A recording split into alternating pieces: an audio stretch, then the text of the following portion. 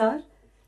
कल गृह मंत्रालय ने आदेश जारी कर उन लोगों की आवाजाही की अनुमति दी है जो अलग-अलग स्थानों पर लॉकडाउन की वजह से फंसे हुए हैं, जैसे कि स्टूडेंट्स, प्रवासी मजदूर, पर्यटक, तीर्थयात्री इत्यादि। राज्य सरकारों को इनके यात्रा की व्यवस्था करते समय कुछ बातों का ध्यान रखना होगा। सभी राज्य तथा केंद्र शासित प्रदेश अपने नोडल प्राधिकारी नियुक्त करेंगे जो ऐसे फंसे हुए लोगों की आवाजाही के लिए स्टैंडर्ड प्रोटोकॉल विकसित करेंगे। वे ऐसे स्ट्रैंडेड व्यक्तियों का पंजीकरण भी करेंगे। संबंधित राज्य आपस में सलाह मशवरा करके सड़क मार्ग से यात्रा पर परस्पर सहमति बनाएंगे। जाने वाले सभी लोगों की स्क्रीनिंग होगी और एसिम्प्टोमेटिक पाए जाने पर उन्हें जाने की अनुमति मिलेगी। समूह में यात्रा के लिए बस का प्रयोग किया जाएगा, बसों को सैनिटाइज किया जाएगा और बस में बैठते समय सोशल डिस्टेंसिंग के नियम का सख्ती से पालन किया जाएगा। ट्रांजिट रूट में आने वाले सभी राज्य इन लोगों की आवाजाही की अनुमति देंगे। गंतव्य पर पहुंचने के उपरांत स्थानीय स्वास्थ्य अधिकारी इन लोगों का मेडिकल चेकअप करेंगे। यदि इन्हें संस्थागत क्वारंटाइन की आवश्यकता नहीं प्रतीत होती है तो 14 दिन के लिए होम क्वारंटाइन में रखेंगे।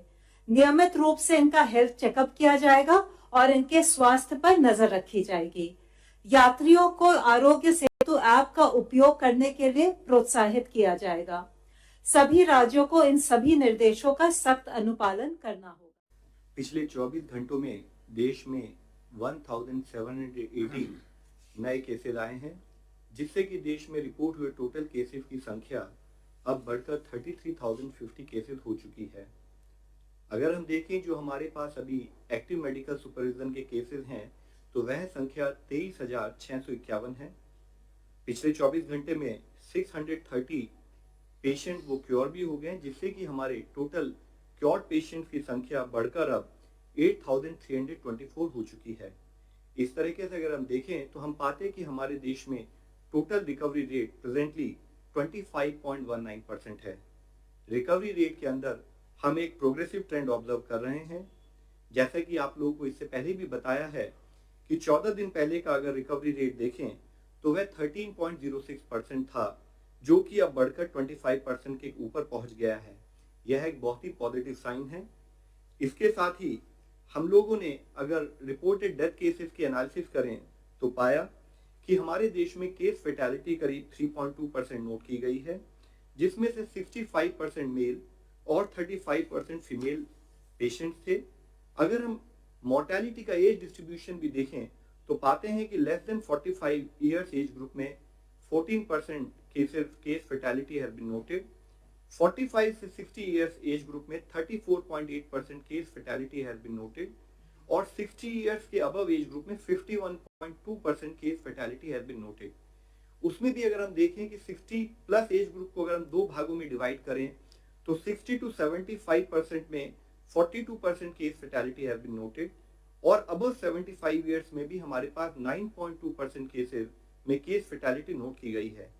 इसके साथ ही 78% केसेस में जो डेथ्स रिपोर्ट हुई हैं उनमें कोमॉर्बिडिटीज भी पाई गई हैं।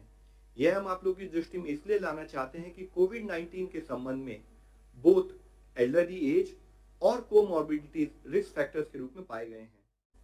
स्वास्थ्य मंत्रालय की तरफ से हमने सब स्टेट से फिर से डिस्कस किया, उनको रिक्वेस्ट किया है कि कोविड-19 के केसेस को मैनेज करते समय हम ये भी इंश्योर करें कि non Covid related essential services सभी लोगों को प्रोवाइड की जाती रहें।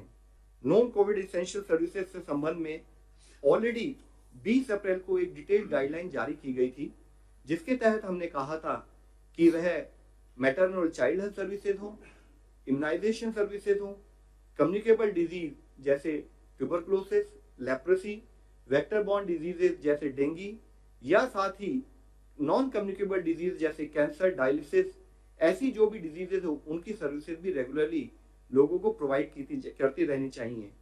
मिनिस्ट्री ने डायलिसिस के लिए एक स्टैंडर्ड ऑपरेटिंग प्रोटोकॉल भी 7 अप्रैल को जारी किया था। साथ ही 9 अप्रैल को ब्लड डोनेशन और ट्रांसफ्यूजन से रिलेटेड सर्विसेज के लिए भी डिटेल्ड गाइडलाइंस जारी की थी। माननीय स्वास्थ्य मंत्री जी ने भी सभी राज्यों के स्वास्थ्य मंत्री को लिखकर कहा था कि थैलेसीमिया, हीमोफीलिया या सिकल सेल एनीमिया जैसे ब्लड डिसऑर्डर्स हैं, उनके लोगों को क्योंकि रेगुलर ब्लड ट्रांसफ्यूजन की जरूरत है, तो ये इंश्योर किया जाए कि उनको प्रॉपर और अनइंटरप्टेड वे में ब्लड ट्रांसफ्यूजन सर्विसेज मिलती रहें।